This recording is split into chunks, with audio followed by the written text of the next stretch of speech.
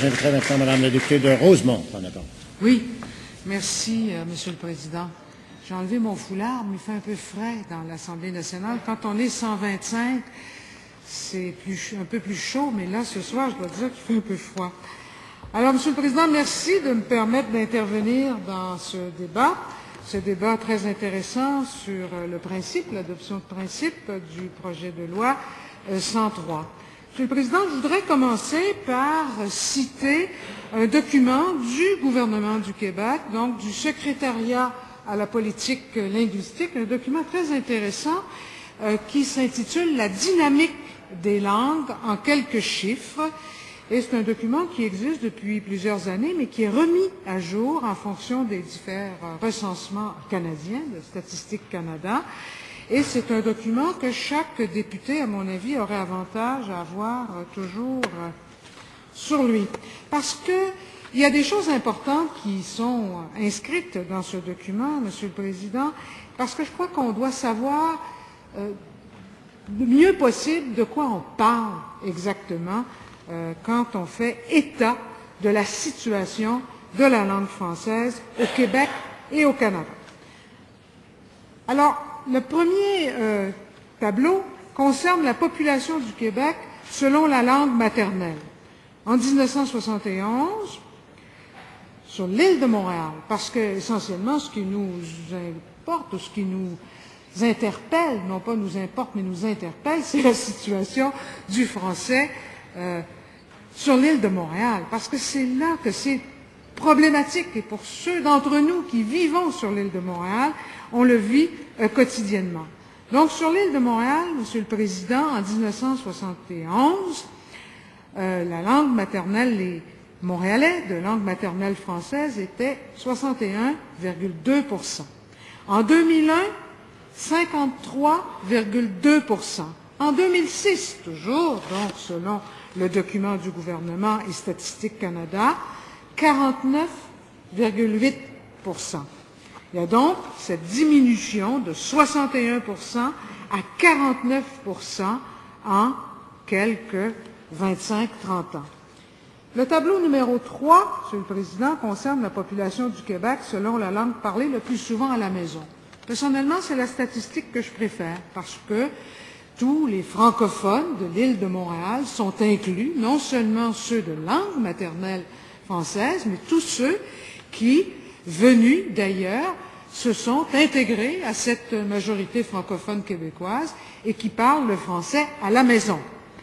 Sur l'île de Montréal, nous sommes donc passés, en 71, de 61%, en 2001 à 56%, et en 2006, dernier recensement, 54%. La diminution de ceux qui parlent le français à la maison sur l'île de Montréal est donc en diminution constante.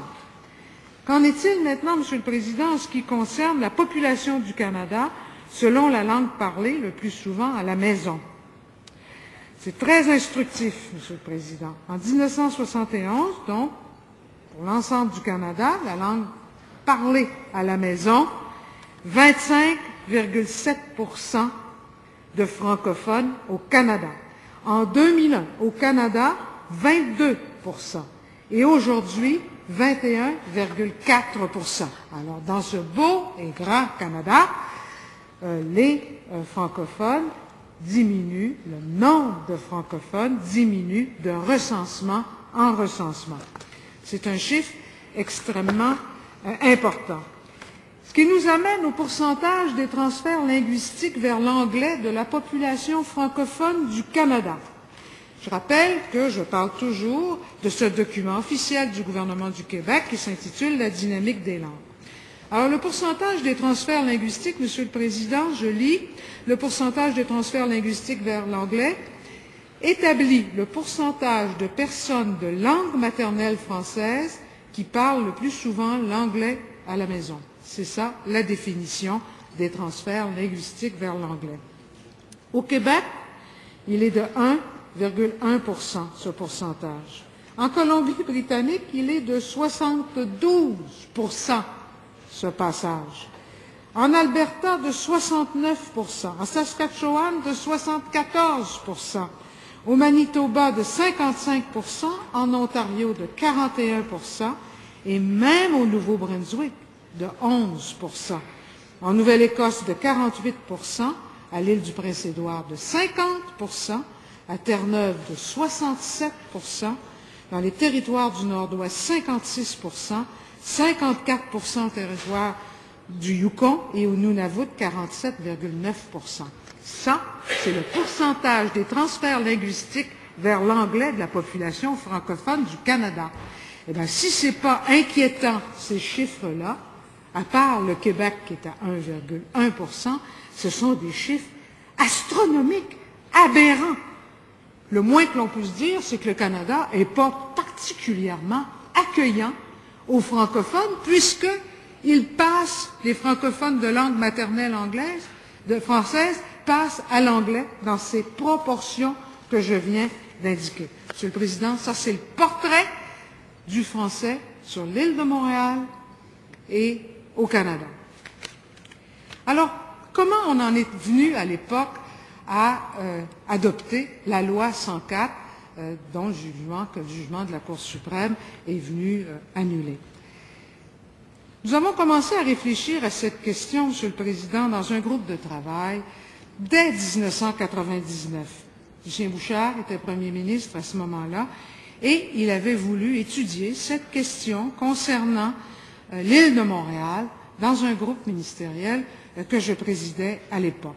Ce groupe ministériel a rendu son rapport en avril 2000 et il disait que la situation à Montréal était extrêmement fragile. Nous sommes donc en l'an 2000, extrêmement fragile. Et le rapport indiquait que les facteurs qui expliquent pourquoi les groupes linguistiques connaissent une évolution démographique différente agissent à différents degrés. Il était démontré dans ce rapport de l'an 2000 comment le pouvoir d'attraction du français, même amplifié par l'application des lois linguistiques, était tributaire des effets combinés de l'accroissement naturel et des mouvements migratoires sur le nombre et la proportion de francophones, de même que des grandes tendances internationales qu'il ne faut jamais oublier, on le sait, telles que la mondialisation des marchés et l'introduction des nouvelles technologies. En résumé, ce que disait ce rapport, donc, en l'an 2000, c'est que la fragilité de la situation linguistique est liée à des phénomènes concurrents qui évoluent à des vitesses différentes. Premièrement, la francisation des immigrants, et c'est normal, c'est un processus lent qui s'étend sur des générations. Que deuxièmement, la baisse de la fécondité et la croissance de l'immigration provoquent une transformation rapide de notre société. Troisièmement, que l'étalement urbain entraîne les francophones en périphérie, souvent de l'île de Montréal. Et quatrièmement, que la mondialisation et l'intégration des nouvelles technologies sont des réalités incontournables qui remettent en cause l'usage du français au travail.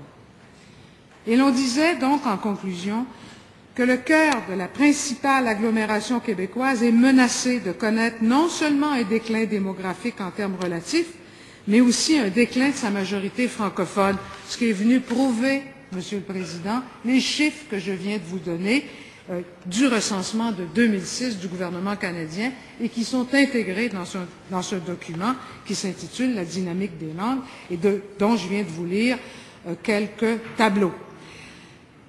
Dès l'an 2000, on savait, parce que des démographes nous le disaient, que dans 20 ans, dans 40 ans, les francophones seront minoritaires dans l'île de Montréal. Pour l'instant, il y en a 53% qui parlent à Montréal le français à la maison.